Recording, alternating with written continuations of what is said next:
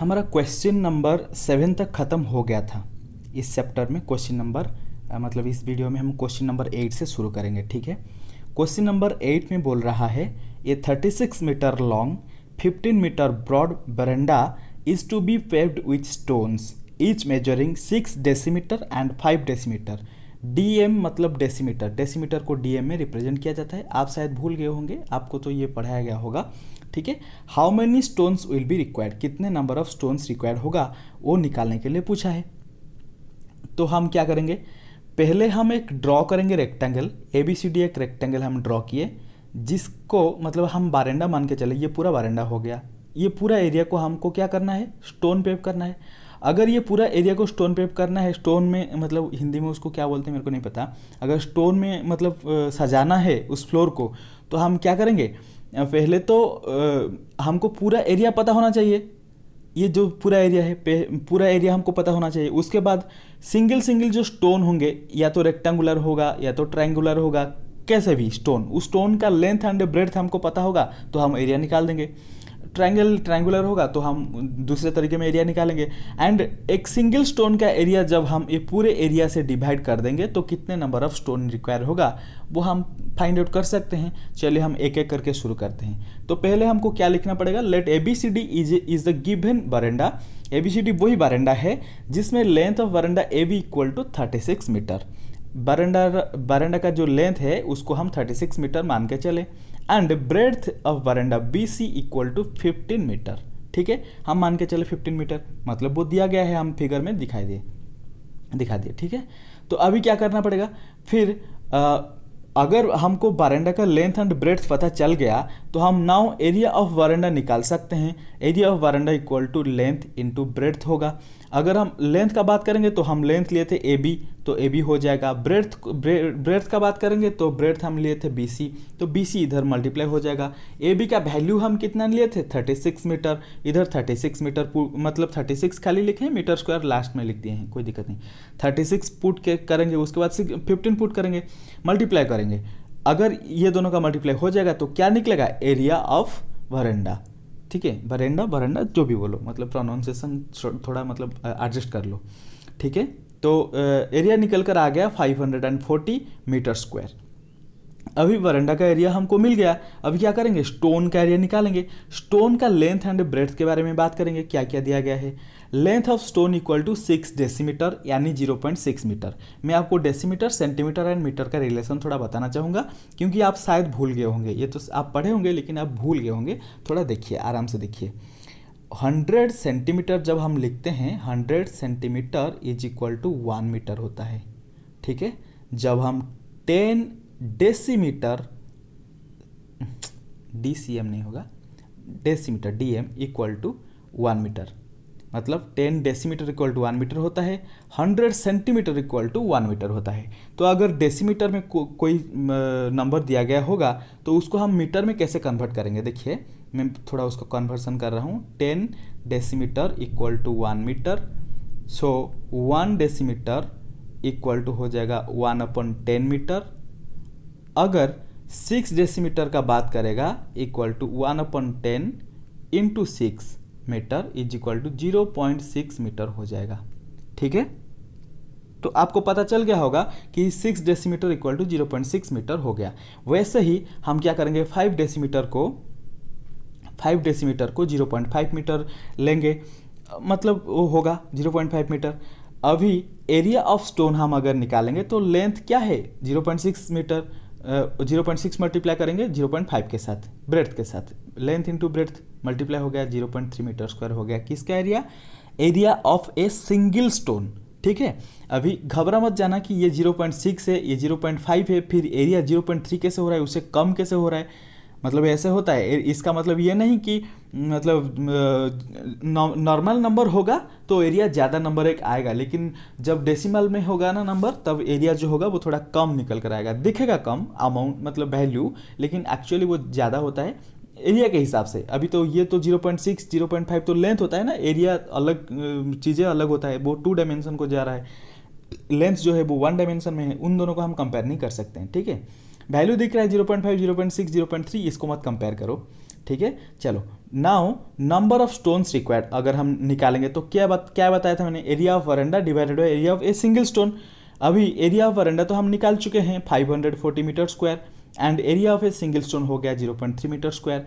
दोनों को अगर हम दोनों को डिवाइड करने के बाद हमारा नंबर ऑफ स्टोन निकलेगा कितना, 1800 नंबर ऑफ स्टोन्स। ठीक है, तो आपको आंसर में लिखना है hence 1800 number of stones required for मतलब पेविंग द वरांडा। ठीक है, चलिए क्वेश्चन नंबर 8 खत्म हुआ, क्वेश्चन नंबर 9 देखते हैं।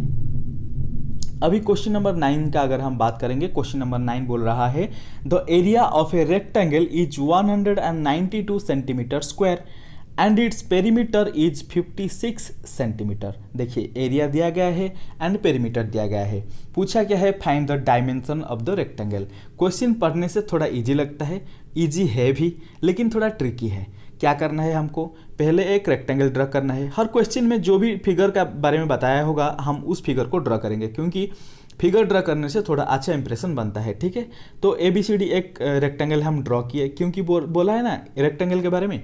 ठीक है, तो अभी क्या करेंगे, हम मान के चलेंगे कि let ABCD is the given rectangle whose length equal to L centimetre and breadth equal to B centimetre. बोलोगे सर सेंटीमीटर क्यों लिए, क्योंकि सेंटीमीटर स्क्वायर में दिया गया है, इधर भी सेंटीमीटर में दिया गया है, इसीलिए मैं सेंटीमीटर में लिया। Breadth equal to B centimetre हो गया, लेंथ एंड ब्रेड्थ हमको मिल गया, तो अगला स्टेप क्या होने जा रहा है, एरिया। ठीक है, so according to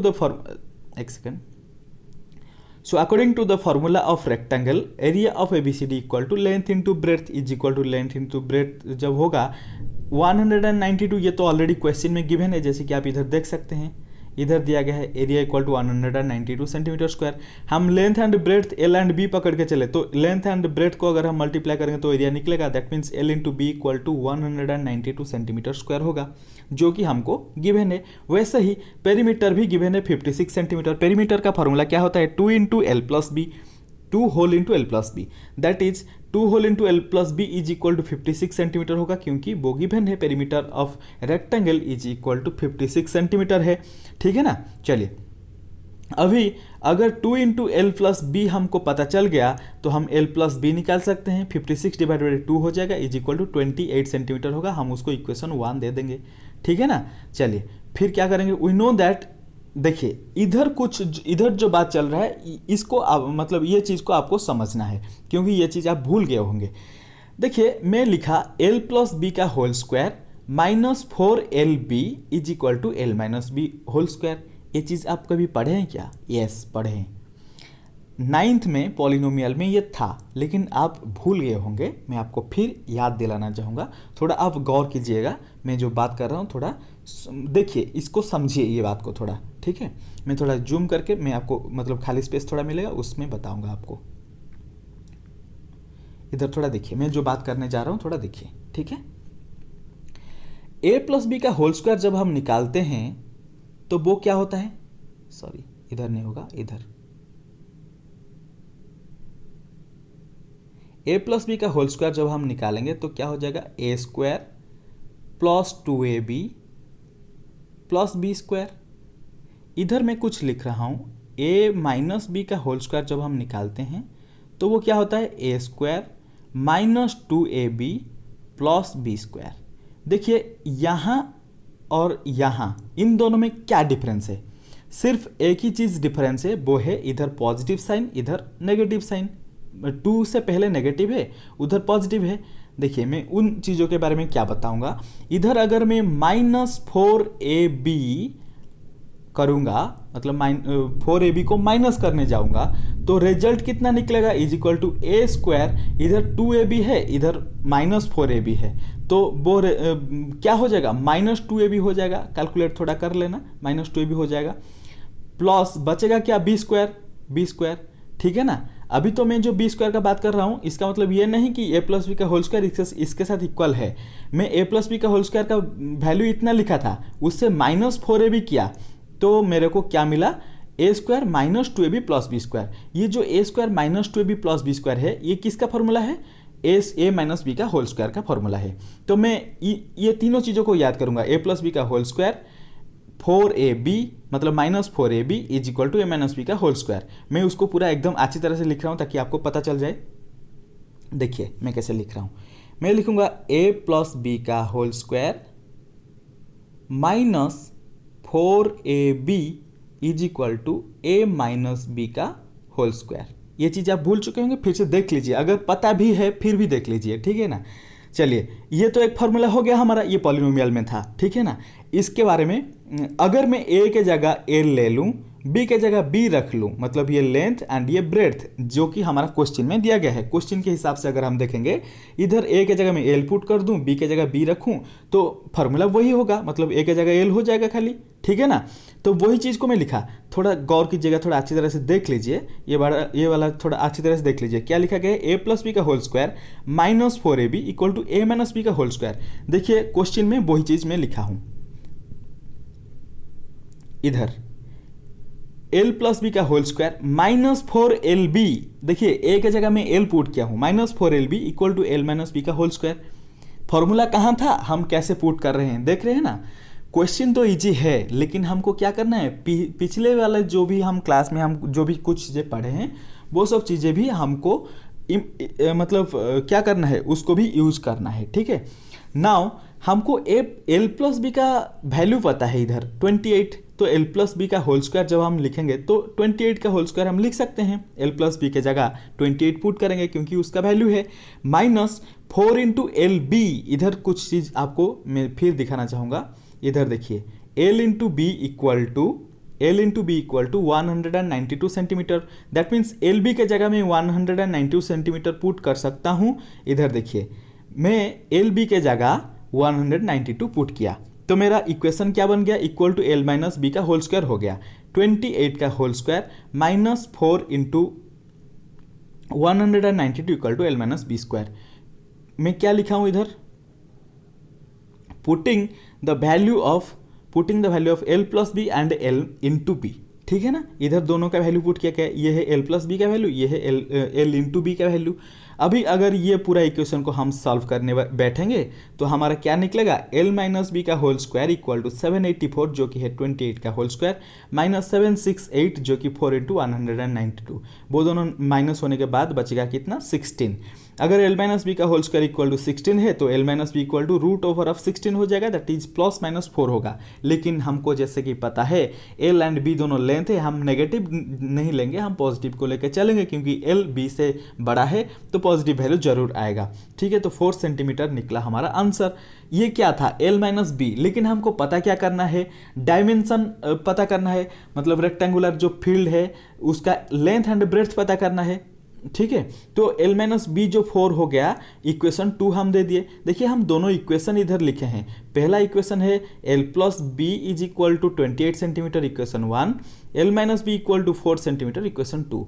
हम जब ये दोनों इक्वेशन को इक्वेट करेंगे, adding equation 1 and equation 2, L plus B का वैल्यू 28, एल माइनस बी का वैल्यू 4, दोनों को अगर हम मिलाएंगे तो plus B minus B cancel हो जाएगा, इधर बचेगा कितना, 2l बचेगा, 2l इज इक्वल टू इधर 28 प्लस 4 इक्वल टू 32 हो जाएगा, 2l इक्वल टू 32, तो l का वैल्यू कितना हो जाएगा, 32 divided by 2 is equal to 16 centimetre, ठीक है ना। ये मिल गया लेंथ, लेकिन हमको ब्रेड्थ भी फाइंड आउट करना है। हमको ये भी पता है, इक्वेशन 1 से हम पता कर चुके थे कि l plus B equal to 28, so b is equal to 28 minus l हो जाएगा, एंड 28 माइनस l के जगह मैं 16 पुट करूँ क्योंकि l का वैल्यू 16 है, इज इक्वल टू 12 सेंटीमीटर हुआ। That means hence length equal to 16 centimetre and breadth equal to 12 centimetre. ये हो गया हमारा आंसर जो कि क्वेश्चन में पूछा गया था। लेंथ एंड ब्रेड्थ के बारे में बात कीजिए, हम लेंथ एंड ब्रेड्थ निकाल कर दिखा दिए, ठीक है। अभी चलिए नेक्स्ट क्वेश्चन करते हैं, क्वेश्चन नंबर 10।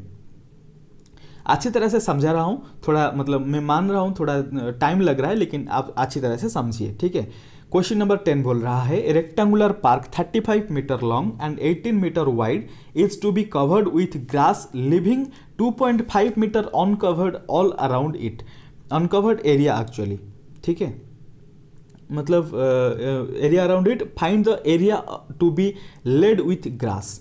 देखिए क्या करना है, कोई एक रेक्टेंगुलर पार्क है ABCD, जिसको हम ABCD नाम दे दिए, ठीक है। रेक्टेंगुलर पार्क का चारों तरफ हमको क्या करना है, ग्रास प्लांटेशन करना है, ठीक है, कवर करना है ग्रास में, चारों तरफ से कुछ एक बाउंड्री छोड़ के। वो बाउंड्री का विड्थ कितना है? 2.5 मीटर विड्थ, क्योंकि बोला है ना 2.5 metre all around, that means इस डायरेक्शन में लेंथ जो होगा 2.5 मीटर हम छोड़ते जाएंगे। अगर हम वैसे करेंगे तो जितना बोल रहा है इतना छोड़ के जितना बचेगा उसमें हम ग्रास प्लांटेशन करेंगे। मतलब ग्रास जिस एरिया में हम ग्रास को पुट करने जा रहे हैं वो एरिया क्या बनेगा? हम उसको WXYZ नाम दे दिए। चारों ओर हम 2.5 मीटर का जगह जब छोड़े, बीच में जो जगह बचा उसको हम WXYZ नाम दे दिए। वो रेक्टेंगल में हमको ग्रास प्लांटेशन करना है, ठीक है। चलिए वही चीज को हम देखेंगे क्वेश्चन में हम कैसे लिखे हैं। Let ABCD is the given rectangular park. ABCD वही रेक्टेंगुलर पार्क है। Where length AB equal to 35 metre. AB को हम 35 मीटर लिए, मतलब इधर DC जितना है AB भी उतना है 35 metre. And breadth BC equal to 18 metre है। BC जो ब्रेड्थ है उसको हम 18 मीटर मानेंगे। अभी क्या करना है? लेंथ ब्रेड्थ पता चल गया, एरिया निकालना चाहिए था, लेकिन हम एरिया बिना निकाले और एक चीज़ के बात किए। वो कौन सा चीज़ है जरा देख लेंगे। Let WXYZ is the area to be covered with grass.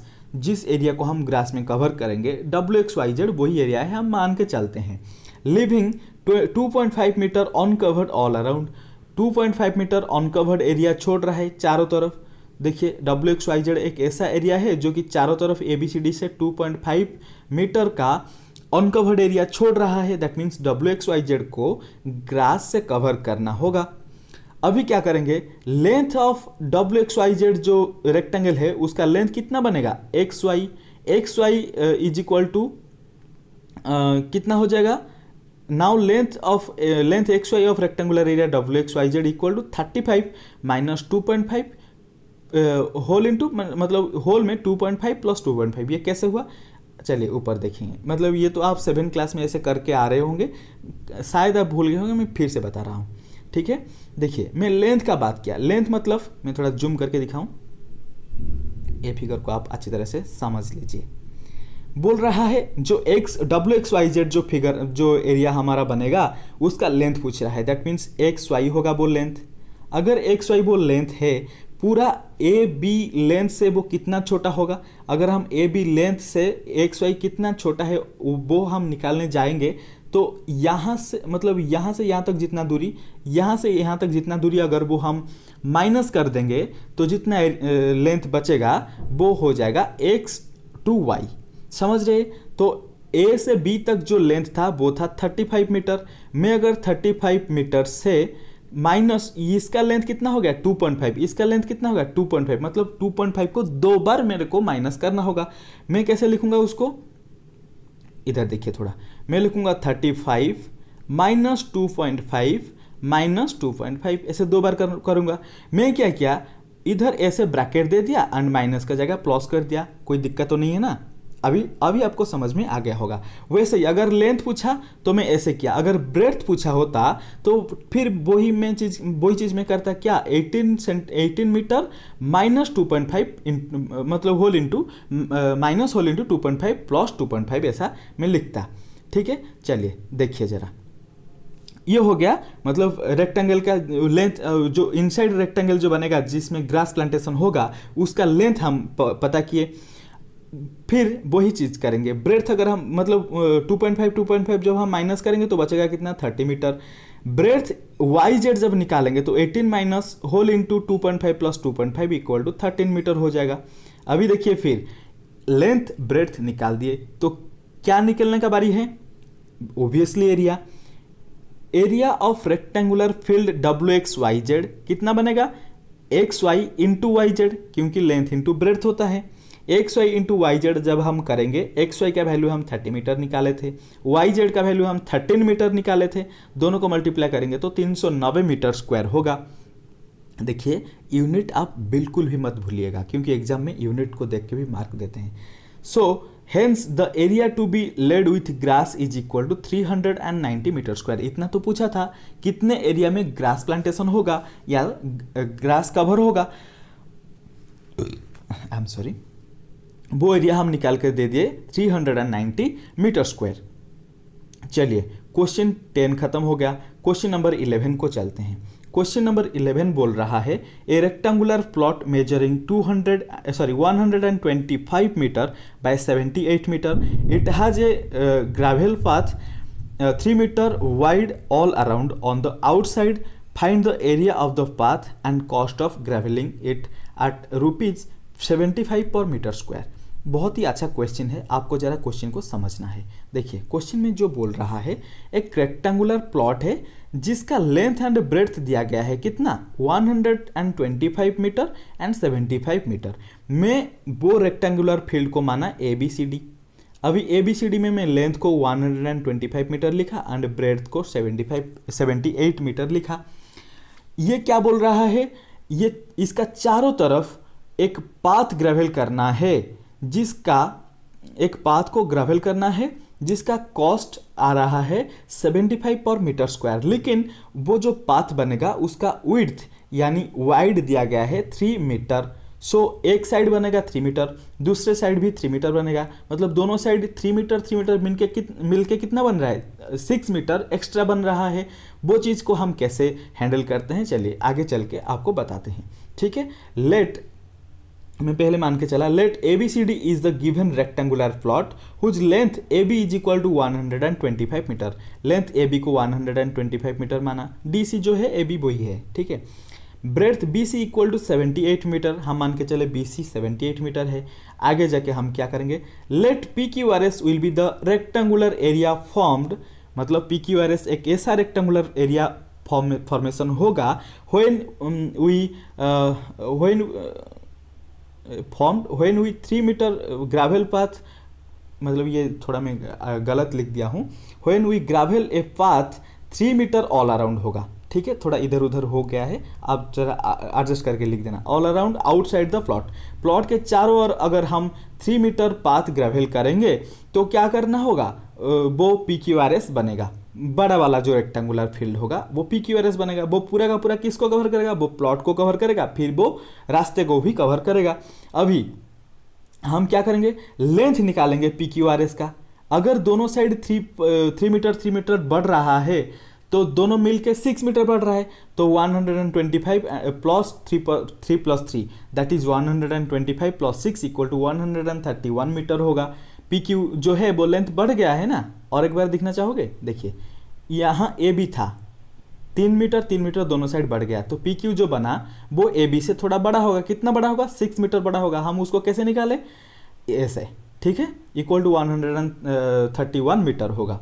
Breadth अगर हम निकालेंगे रेक्टेंगल PQRS का, वो होगा QR equal to 78 plus 3 plus 3 metre हो जाएगा। मतलब दोनों साइड ब्रेड्थ भी फैल रहा है, बढ़ रहा है, इसीलिए 84 मीटर हो जाएगा।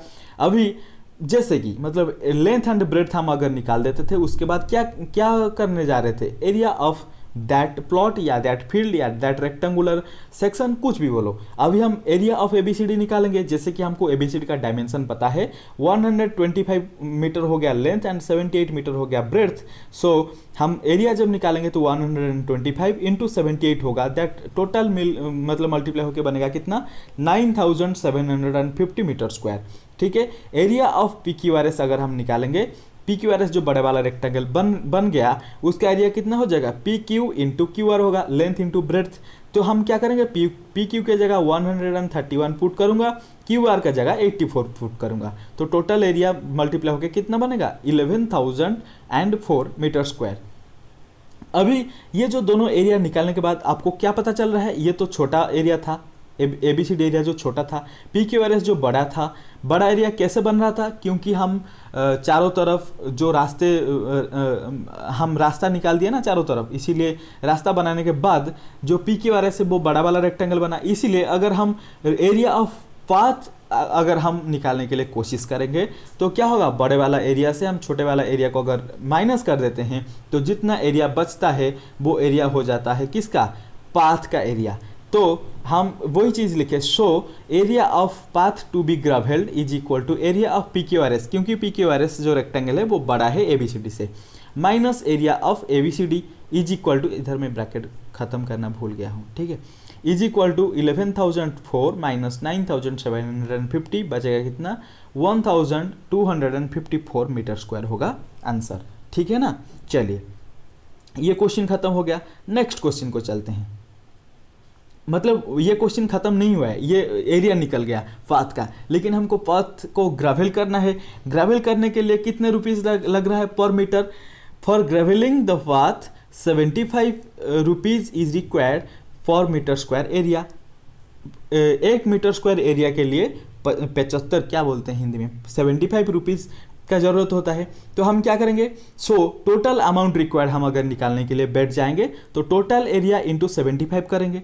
ठीक है ना। पर मीटर को 75 है तो टोटल एरिया को कितना होगा, total area into 75 that equal to 1254 into 75 equal to बनेगा 94050 दैट इज 94,050 रुपीज़, 1 लाख के बराबर। मतलब इतना नहीं है, 94,050 रुपीज़ लग जाएगा क्या करने के लिए, पाथ ग्रेवल करने के लिए। ठीक है। चलिए क्वेश्चन नया शुरू करते हैं। Question number 12। क्वेश्चन नंबर 12 में 2 पार्ट है। पहला हम आई का बात करेंगे, उसके बाद डबल आई का बात करेंगे। क्वेश्चन नंबर आई बोल रहा है footpath of uniform width Ron's all around the inside of A rectangular field. वो पहले बता चुका है, रेक्टेंगुलर फील्ड का इनसाइड में वो घूम रहा है वो रास्ता। ठीक है।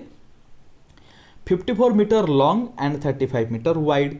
किसका, रेक्टेंगुलर फील्ड का डायमेंशन दे दिया 54 मीटर एंड 35 मीटर वाइड।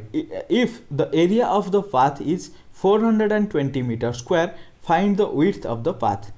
वो क्या बोल रहा है, अगर पाथ का एरिया हो रहा है 420 मीटर स्क्वायर, विड्थ कितना होगा किसका, पाथ का, वो पूछ रहा है। चलिए हम इस क्वेश्चन को अच्छी तरह से देखेंगे। हम जो डायग्राम किए हैं वो बारे में हम बात करेंगे। पहला तो थोड़ा हम जूम करके डायग्राम को देखेंगे। ठीक है। पहला तो वो दिया गया है रेक्टेंगल ABCD पहले है, बोल रहा है ABCD रेक्टेंगल का इनसाइड एक पाथ है। ठीक है। जिसका विड्थ हमको नहीं पता, हम x मान के चलेंगे। बोल रहा है यही x निकाल कर दे दो, और इनसाइड जो एरिया है ना PQRS के बारे में वो क्या बताया, देखो इधर जो वो जितना दिया गया है एरिया ऑफ पाथ दिया गया है। मतलब ये जो पाथ है ना, ये जो पाथ एरिया ऑफ पाथ दिया गया है। एंड हम अगर PQRS का एरिया निकाल देंगे, ABCD का एरिया निकाल देंगे, ABCD एरिया से PQRS का एरिया निकाल देंगे तो ये रास्ते का एरिया निकलेगा। उसके साथ रास्ते का एरिया जो निकलेगा वो x की फॉर्म में आएगा। एंड उसके साथ अगर हम 420 को कैलकुलेट करेंगे, इक्वेट करेंगे तो हमको x मिल जाएगा, x यानी रास्ते का जो विड्थ होगा। ठीक है। चलिए हम क्या किए क्वेश्चन में हम आपको बताएंगे अच्छी तरह से। पहले हम बोले कि let ABCD is the given rectangular field. ABCD वही रेक्टेंगुलर फील्ड है जिसमें length AB equal to 54 metre है। हम लेंथ AB को 54 मीटर मान के चले, ब्रेड्थ BC को हम 35 मीटर मान के चले। ये तो बात अब तक सही था। तो एरिया अगर हम निकालने के लिए कोशिश करेंगे तो क्या हो जाएगा, area of rectangle ABCD equal to length into breadth that equal to 54 into 35 equal to 1890 metre square हो जाएगा। ये हो गया। मतलब बड़ा वाला जो रेक्टेंगल था ना उसका तो हम एरिया निकाल कर रख दिए। अभी छोटे वाला एरिया निकालेंगे, उसका एरिया निकालेंगे, माइनस करेंगे, फिर हमको रास्ता का विड्थ पता चलेगा। देखिए हम क्या मान के चले, late width of path is x meter uniformly as that path made inside the field all around, so let new rectangle formed inside the park equal to PQRS। हम क्या बोले कि मान लीजिए कि जो width है वो पाथ का हम उसको x मान के चलेंगे। ठीक है। वो पाथ रेक्टेंगल का इनसाइड एरिया में जा रहा है। जो न्यू रेक्टेंगल फॉर्म होगा इनसाइड, उसी रेक्टेंगल को हम PQRS मान के चले हैं। ठीक है। चलिए नाउ लेंथ ऑफ PQRS का लेंथ कितना होगा, दोनों साइड से x घटेगा, यानी 54 माइनस 2x हो जाएगा, क्योंकि दोनों साइड x घट रहा है ना तो माइनस 2x होगा। 54 माइनस 2x हो गया। ब्रेड्थ ऑफ PQRS अगर हम निकालेंगे QR जो होगा इक्वल टू 35 माइनस 2x हो जाएगा। लेंथ एंड ब्रेड्थ निकल गया किसका, PQRS का। अभी देखिए x की फॉर्म में कैसे इक्वेशन आएगा। अभी अगर हम एरिया ऑफ PQRS निकालेंगे तो PQ इंटू QR होगा that is 54 minus 2x into 35 minus 2x। ये दोनों को मल्टीप्लाई करने के बाद जो इक्वेशन बनेगा वो इक्वेशन हो जाएगा 4x² माइनस 178x प्लस 1890 देखिए कंफ्यूज मत होना, 1890 पहले निकल चुका है ABCD का एरिया, ठीक है। अभी इक्वेट करेंगे तभी आपको मजा आ जाएगा, ठीक है। चलिए, एरिया ऑफ पाथ, अगर हम पाथ का एरिया निकालेंगे तो मैं जैसे पहले बताया था, बड़े वाला रेक्टेंगल का एरिया से छोटे वाला रेक्टेंगल का एरिया अगर हम निकाल देते हैं, मैं स्क्वायर बना रहा हूँ लेकिन रेक्टेंगल आप समझ लीजिएगा, मैं स्क्वायर बना के दिखाऊँ क्या। देखिए, बड़े वाला रेक्टेंगल से अगर हम छोटे वाला रेक्टेंगल का एरिया हम निकाल देते हैं, जो एरिया बचेगा वो यही एरिया होगा, that means area of path. तो बड़े वाला एरिया जो है वो ABCD है, ABCD का, तो हम एरिया ऑफ पाथ जब हम लिखेंगे, area of path equal to area of ABCD minus area of PQRS, वो कितना बनेगा, एरिया ऑफ पाथ तो 420 हमको दिया गया है, is equal to area of ABCD कितना होगा 1890 माइनस एरिया ऑफ PQRS ऊपर जो हम निकाले थे वही माइनस करेंगे। अभी क्या होगा, दोनों मतलब इक्वेशन बन जाएगा, इक्वेशन को इक्वेट करने से 1890 कट जाएगा, इधर प्लस इधर माइनस है, ठीक है। अभी जो पूरा इक्वेशन बनेगा वो हो जाएगा -4x² plus 178x minus 420 equal to 0 होगा। तो हम उसको एक बार माइनस मल्टीप्लाई कर देते हैं ताकि इक्वेशन थोड़ा अच्छा दिखे। तो माइनस मल्टीप्लाई होने से -4x² बन जाएगा 4x², माइनस इधर मल्टीप्लाई होने से ये बन जाएगा माइनस, एंड इधर मल्टीप्लाई होने से ये बन जाएगा प्लस। तो जो बराबर इक्वेशन आएगा वो इक्वेशन क्या होगा, 4x² minus 178x plus 420 equal to 0। तो हम क्या करेंगे, यहाँ दो कॉमन ले लेते हैं, दो कॉमन लेके इधर दो को मतलब दो इधर मल्टीप्लाई होगा, इधर जाके डिवाइड हो जाएगा, तो इक्वेशन फिर बराबर हो जाएगा। दो कॉमन ले लिया तो बचेगा कितना, 2x² minus 89x plus 210 equal to 0। ये कैसे कॉमन गया आपको पता है ना, बता देता हूँ। इसको मैं अगर 2 कॉमन लेके लिखूंगा तो कितना होगा, 2x² minus 89x plus 210 equal to कितना बनेगा 420। मैं इसको अगर निकालने के लिए कोशिश करूंगा तो ये 2 जाके इधर डिवाइड हो जाएगा, दैट इज 2, मतलब सॉरी इक्वल टू 0 था, 2 जाके इधर डिवाइड हो जाएगा, 0 डिवाइडेड 2 इक्वल टू कितना होगा, 0 ही होगा, दैट मीन्स यही इक्वेशन बनेगा, ठीक है ना। चलिए, इक्वेशन बन गया। इक्वेशन को हम क्या करेंगे, फिर देखिए क्या क्या चीज़ लग रहा है। पिछले क्वेश्चन बताया था पॉलिनोमियल का फॉर्मूला लग रहा था, अभी भी फैक्टराइजेशन ऑफ पॉलिनोमियल का चीज़ अभी लगेगा। अभी हम फैक्टराइजेशन करेंगे, कैसे, मिड टर्म को स्प्लिट करके, ठीक है। मिड टर्म हम स्प्लिट किए, ये जो बन रहा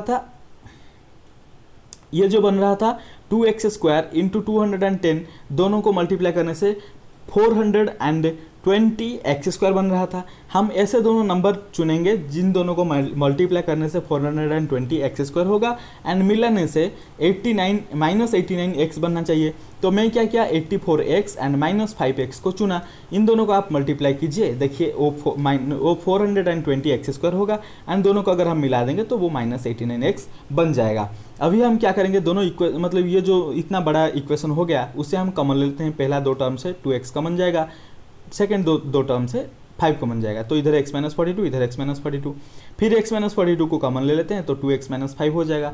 चलिए अभी तो क्या करेंगे, देखिए ये चीज़ को मैं आपको कभी बताया नहीं हूँ, या तो बताया हूँगा मैं भूल गया हूँ। देखिए अगर मैं x into Y equal to 0 लिखूँगा, 0 ये दोनों मल्टीप्लाई होकर कब बनेंगे, जब तक ये दोनों पॉजिटिव या नेगेटिव इंटीजर होंगे या कोई अलग नंबर होंगे तब तक तो 0 नहीं बनेंगे। ये दोनों से कोई एक 0 होगा तभी मल्टीप्लाई होने से 0 बनेगा, दैट मीन्स या तो x इक्वल टू 0 या तो y इक्वल टू 0। ठीक यही चीज़ इधर अप्लाई करेंगे। देखिए इधर कैसे अप्लाई करेंगे, इधर ये दोनों टर्म मल्टीप्लाई करके रखा गया है, दैट मीन्स ये दोनों से कोई एक तो 0 होगा, क्योंकि 0 मल्टीप्लाई नहीं होने से किसी चीज़ को भी आप 0 बना नहीं सकते हो। तो दैट मीन्स मैं पहले x - 42 इक्वल टू 0 मान के चला, let now x - 42 equal to 0 और तो और 2x - 5 इक्वल टू 0, दोनों से किसी को भी हम 0 पकड़ सकते हैं। तो अगर x - 42 इक्वल टू 0 होगा तो x इक्वल टू कितना बनेगा, x इक्वल टू 42 बनेगा। 2x - 5 इक्वल टू 0 होगा तो 2x इक्वल टू 5 बनेगा, x इक्वल टू 5/2 बन जाएगा। x इक्वल टू 42 इम्पॉसिबल है, क्योंकि हमारा उधर जो लेंथ वगैरह दिया गया है ना वो 42 मतलब विड्थ का भी 42 मीटर या सेंटीमीटर, कुछ भी जो भी यूनिट दिया होगा उतना कभी नहीं हो सकता। तो हम मतलब x का वैल्यू को हम कितना लेके चलेंगे, 5/2 मीटर, वो 5/2 इक्वल टू 2.5 मीटर हो जाएगा। That is width of path equal to 5/2 metre और तो और 2.5 मीटर हम लिख सकते हैं। ये हो गया हमारा आंसर। ये था क्वेश्चन 12 का आई। क्वेश्चन 12 का डबल आई भी होता है। क्वेश्चन 12 का डबल आई क्वेश्चन को हम करते हैं।